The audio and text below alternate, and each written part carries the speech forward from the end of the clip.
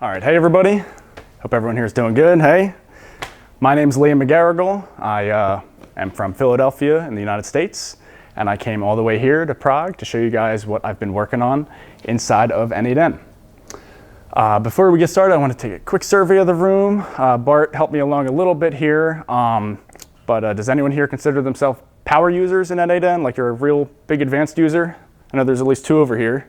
What about in your program of choice? Make.com, any of those? No power users? I think you guys are probably selling yourselves short. So most of us are familiar with the workflow-based automation, right though? Okay, so who here relies on those workflows for like their work, their personal lives, right? One person, two people, okay? So of those three people in here, has anyone ever had a mistake take down a production workflow and give you a little bit of a headache? Well, listen, mistakes are part of the process. This is a very normal thing to happen, and it's definitely not unique to n8n. n8n is such a great tool, the accessibility of it being free and open source to get started into it. The support behind it is great, and it's even beautiful. I feel like it's the perfect mix of being easy to use and having the technical superpowers if you do want to go in and become an advanced user. There's just one thing missing for me, which is unit testing. So unit testing is what developers made in the coding world to check all these little mistakes before they make it to production. So it enables you to make a bunch of little tests that run automatically when you save your workflow, when you save your project. Every serious dev project uses unit testing. For example, n8n runs hundreds of unit tests before every version release to check all the little logic they have in there to make sure we have a nice, reliable experience. So I thought, why not bring that unit testing inside of n8n? So here's my simple proof of concept. On the bottom here is what you would normally have as your workflow. So this is using the n8n trigger form, which gives you for those who don't know about n8n, it gives you a GUI UI with a form that when you submit, it brings the data in through here. And then it just has some contact information parsing. And this will be just whatever your lead automation adding to the system stuff is over here. What really matters here is this testing stuff I put on top. It's a bit of a mess right now. I won't spend too much time explaining it, but essentially what is happening here is there's an external workflow for each one of these tests. And then to run these tests, that external workflow is calling the beginning of these, sending in a certain amount of test data, in this case emails and phone numbers to check the logic there. And then the result going back to it is checking whether it was a passed or a failed test. And then these workflows up here, because you could have multiple triggers in n8n, this runs whenever this workflow is saved or activated, which is a vanilla built into n8n. And this will run those two external workflows. So whenever this workflow is saved or activated, it will run those tests and make sure all of our logic is still working as expected. So this is one of those external workflows for that test. Again, this doesn't matter that much for what I'm doing, but I'm passing in an array of phone numbers here, all the different formats that I want to test. You can just see it's all different styles there. It goes out, splits it out, just does all the stuff to get it ready to send it. This right here, the HTTP request, is what actually is sending it off to that test workflow. And then down here at add expected results, I'm saying this is what I want the output of that test to be. If anything comes back that doesn't exactly match this, it's sending it as a failed test. And then we'll get a notification that it failed, and it will turn off the workflow for us.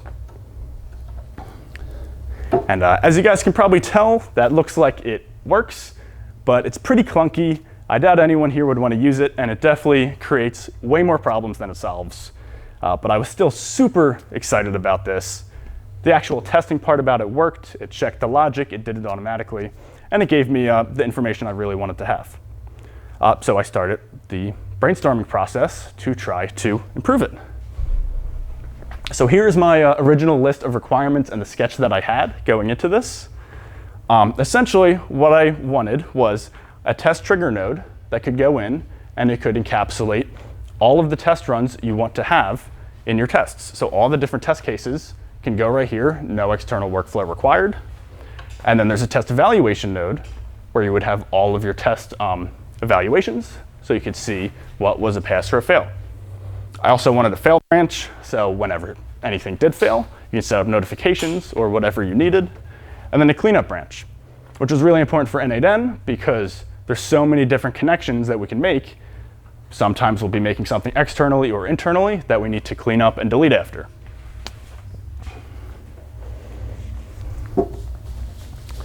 So the list of technical challenges to overcome was pretty large on this one, specifically the important stuff like starting and stopping on the right node, which since not all of us are familiar with n8n, what would normally happen here on this workflow, if we ran this test, it would go every opportunity it can past. So if this test ran, it wouldn't know to magically go up here and stop. It would continue along to all the other stuff. Like if you're adding a Salesforce contact, it would go and it would do that and break your workflow even more. So that is one of the big technical challenges to stop. Also, that a single button press can run all of the tests on the workflow. A button to hide all the tests on the workflow. So you can imagine if you add a bunch of tests to the workflow, it can get pretty cluttered and can make it harder to edit going forward. But after a few sleepless nights later, here is the prototype that I have working. It is a bit nicer looking than the proof of concept, I think you would all agree. It has pretty much everything that we laid out in that original brainstorm.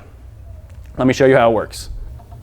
So when we start with the input node here, we have the test ID, which this needs to be the same in the test, in the trigger and the evaluation node. It's how it knows where to start and stop. We can add all the test cases here like this. We can add up as many as we want. That can be either in key value pairs like this, or in JSON if that's how you prefer to work, like me. And then these test run names I'm putting in is optional, but it is super helpful because you can add dozens of tests in here, and if something fails, then you'll know exactly what failed. You'll know what to go and fix pretty quickly. And then you can probably tell from this example, what we're going in and testing with this is just a simple phone number formatting step for US style phone numbers. It's taking whatever input it is, and it is giving me what I like to see in my phone number. And then in the evaluation step, oh, and I have the include other fields disabled, which again, for those that don't know about n8n, you can have steps along the way that clears the data in your workflow. This is a little more advanced for those, so I won't stick on it, but essentially you can pretty much lose data that goes through, and you need to add an extra node to get that data back. So that's just something that helps out. I'm just showing that I am removing that data. In here, you use this like an if node, like a normal control flow. Everything that evaluates to true will be a pass test. Everything that evaluates to false will be a fail test. And if we run it there from the workflow, we can see that the cleanup branch has all of the tests in here, all those 4 phone numbers we put in. The tests, whether they pass or fail, go in the cleanup branch so we can clean up everything from every test. And we see we actually have a failed test here. And we can actually, if we're not using the cleanup branch like we aren't here, we can disable it right there. And then we'll just reconnect that node. And then we go back in here, we can see it ignores all the past tests if we don't need it, and we can just deal with all the failed tests. And you can notice that metadata from the test trigger node came back, even though we scrubbed all that data away. This is something I wanted to make sure we had so we can have really good error messages that we knew what the test was and what the inputs were. Because as you'll see in a second here, is an example of an error message we can make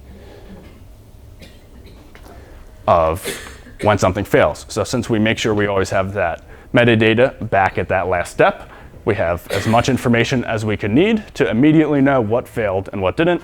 And you could mark this up with links to the exact workflow run and all that fancy stuff. And now that we know kind of how to set it up, we can move on to seeing how it will run. So you can run it from the workflow, just on the regular play button like I showed already before, without the changes I made to the n8n code base. that would start from one of the other triggers, not with the matching ID. We can use this new run unit test button, which will run all the tests in the workflow. As we can see from the executions here, both of those tests ran at the same time. It will also run on activation by default. When we activate it, you can see those two tests ran again.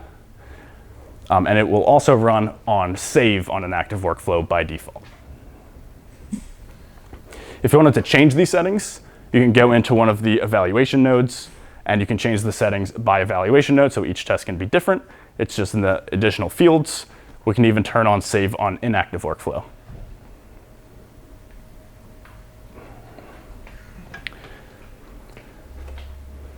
Which we can see that ran there with the inactive workflow.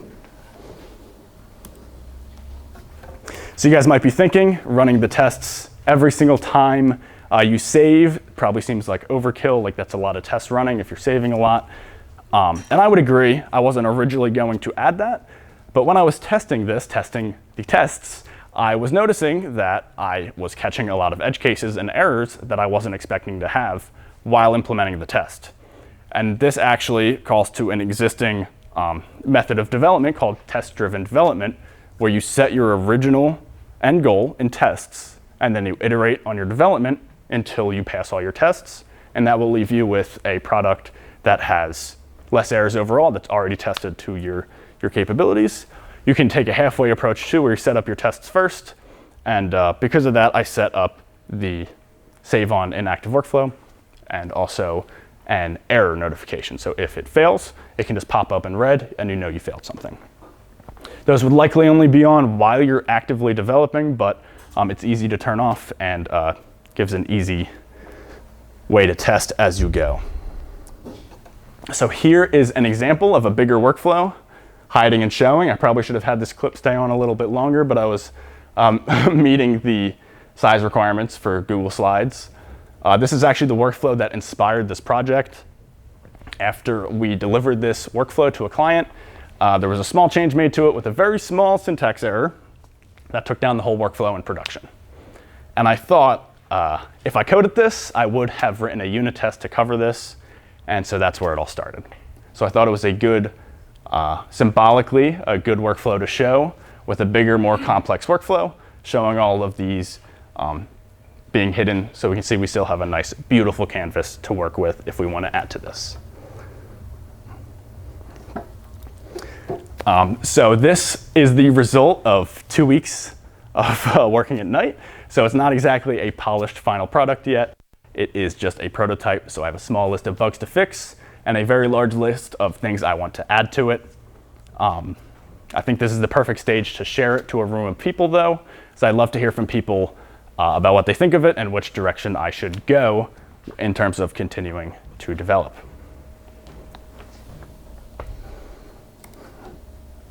So it's super easy to try it out. If you're a developer, my GitHub fork is public. You can take a peek at the code.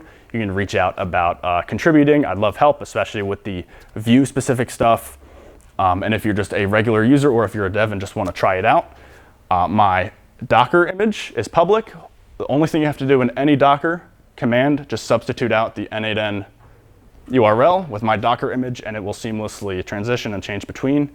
Just don't use it for anything production yet, because like I said, it's still a prototype. Use it at your own risk in production. And please give it a try. Reach out with any feedback. Any of you who haven't used n8n, here's your call to action. Go use n8n with or without my Docker command. This is all you need to paste in your terminal, and you're up and running completely free. So that's all I have for you guys. I'd love to answer any questions if anyone has questions about that. I know I dumped a lot on you pretty quickly. Yes, sir? Firstly, truly mind-blowing stuff. Just seeing how the user base will freak things and tweak things is the great thing about the source available. But I'm curious, two questions. One is this something you would have done differently in how you kind of architected or thought about it now that you've built it with the kind of hindsight of building it out? Yeah, maybe it's up there. That's a great question. And to touch first, I meant to thank n8n for this, because as opposed to Zapier and Make, which I love competition, I've used both of those products before, You can't do this with Zapier or Make. You can do this with n8n, and it is a great opportunity for us. I can go and share this to everybody in the world, and they can use this instead of n8n's official image, and that is open, and they get excited about it. Like, that is amazing. In terms of what I do it differently in the future, I have been thinking about this for a pretty long time, probably 3 to 5 months before I actually started on it, so I've been whiteboarding it for a long time. I was going to do a workflow-based approach with similar to that proof of concept, but with a couple UI buttons added in. I decided not to go that route and to do it inside of there so we could test specific logic node by node or multiple nodes. You could put a test node and an evaluation node to cover the entire workflow if you decided. So answer to that, I wouldn't have done it differently, but I still have a big list of stuff to do that will add a bunch of other stuff that I didn't expect. Anybody else? Yeah, why wouldn't you just create a one-to-one copy of the flow and run test the data through it? That was one of my... Can you repeat the question for the recording? Yep, so the question was, why don't I make a copy of the workflow and use that and write a bunch of thousands of lines of code to make this work? I was going to do that, and I was going to have 3 separate instances. I was going to have one development, essentially one staging, and one production, like they do in the coding world, and everything gets tested and thoroughly messed with in the production, in the staging. The reason why I didn't do that is because to test, you could put, even on that fairly small but more complex workflow I showed, you can put 100 of these unit test nodes and test every single piece of logic 1,000 times. With testing in n8n regularly, vanilla, without modification, even if I had a copy of the workflow, you can only do start to end, if that makes sense. Yeah. And to do start to end and testing every edge case with every phone number start to end, it's a bit clunky and a bit much, and it gets pretty difficult, if that makes sense. Great question, though, 'cause that was my first idea. It creates a lot of unnecessary processing cost as well. Exactly, I would have to do some crazy GitHub actions. Yeah.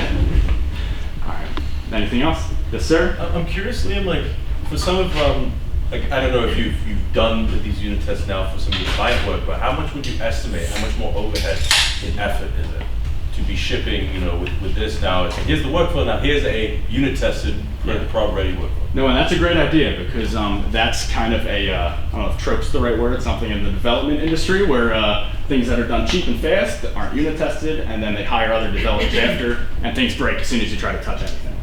So it would definitely add development time. I would estimate maybe 1.5 times if you're going to try to get everything possible that you can do.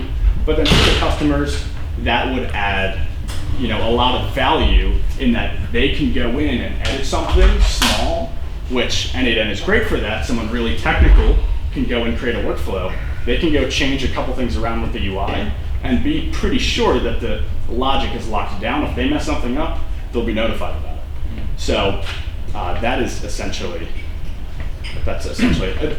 To answer the question too, I was actually surprised with how much better it made me work with it. I didn't use this in anything in production yet. I finished this on the plane on the way here. Like I said, I've only been working on it for a couple weeks. I expect it won't be more than as expected because it has you think of the edge cases of, essentially. Yeah. So maybe a quick question. Yep. What would this mean for a person that would implement their own custom nodes? So there is, so the question was, what would be the difference if someone wanted to use their own custom nodes or community nodes? There would be absolutely no difference.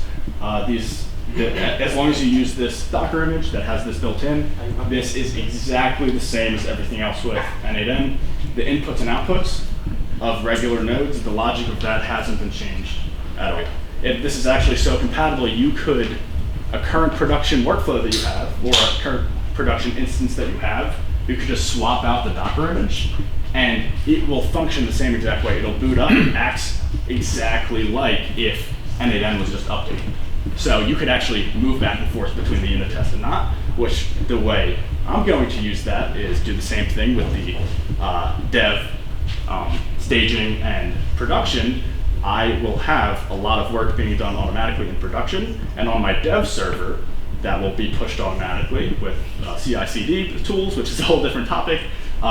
won't have this built in. It will be a fully vanilla thing, but everything will have been tested before it gets pushed there, if that makes sense. But it will work with custom apps. Okay. Yes, sir. I have two questions too. n8n updates pretty frequently, usually once a week or so. Are you able to keep up with that? Yes, so the question was, n8n updates a lot, am I able to keep up with it? n8n does update a lot. I went through 2 updates just in the 2 weeks of having to go and fix code conflicts, but I will be able to keep up with it pretty easily because n8n is built well. It's built very modular, like a modern coding project should be, which essentially means everything's broken up by file really well. All I need to do to release this is 1 Docker command on my computer, as long as code doesn't conflict from the n8n project to mine, which means where I added logic, as long as they didn't edit something that happens to be in the location where I added code, which I said happened twice already, then I can just do it automatically with no extra work. But for the rest, it's very separated. Exactly. So it's for the most part separated. So for most releases, it'll be as easy as me sending a reminder, pressing this, and then you can use my new one, which will be just as updated. And then when it has merging conflicts, that's not that big of a deal. Those are pretty easy to fix. I just have to make sure both changes will still work. That stuff usually isn't that bad, but it's a little bit more work, and I'm a busy guy. So sometimes this will be a couple versions behind. Second question. Second question is, so you showed how you can run the tests when you save your workflows, but n8n workflows don't only depend on their internal logic, but also on external APIs, right? And those change too. Yes. So are you planning on having like scheduled tests or? Yeah. So I know I have been going through stuff pretty quickly. I think in here I might have that. That might fall under the many more ideas. Nice. But that falls under here, have another node to start testing another workflow. Right. And you can set up a cron trigger, a schedule trigger to run the tests. Perfect. But that is definitely that could be useful for our internal tools as well, because we do sometimes not notice when APIs updates. Yeah, and that's one of the things about the cleanup jobs is we can actually test external APIs and AI nodes, like for stuff like prompt injection. We can test it on a schedule, see if it's within the thresholds we want it to be, and then get automatic notifications that can be customized on that fail branch to really know exactly what's going on with your external tools. One of the big things I want to work on that I'm excited about is test credentials. There's a lot of tools like Salesforce, Zoho. There's lots of tools that have production and testing credentials, even Stripe, Twilio, tons of stuff. So I'm going to add in there, it's on my list anyway, if you have a credential with the same name, but with like hyphen test or something, it will automatically substitute that out if you're running a test workflow. I haven't really ironed that out completely yet, but I think that would be pretty cool, because then, if you have a whole team working and then you have stuff on Salesforce popping on and off, that's not exactly ideal. Even if it's only for a short period of time, that wouldn't really fly in a big company. So I'm excited about the test credentials, because that's something important for me. Did that answer your questions? Definitely. Perfect. All right. Anybody else? All right, perfect. It's pretty impressive. Thank you. You can notice that careers URL I showed earlier. Listen, I'm loving it here in Europe. I'd consider it. Thank you guys so much for the time. I am so happy I made it here to speak and talk to everybody, and I'm glad I committed to doing this so that I had the crunch time to do this at night. So thank you guys so much. Again, if you need my contact info, it's right there, and if you want a card, I have a bunch in my pockets. So come and see us later. Thanks, Liam. Thank you.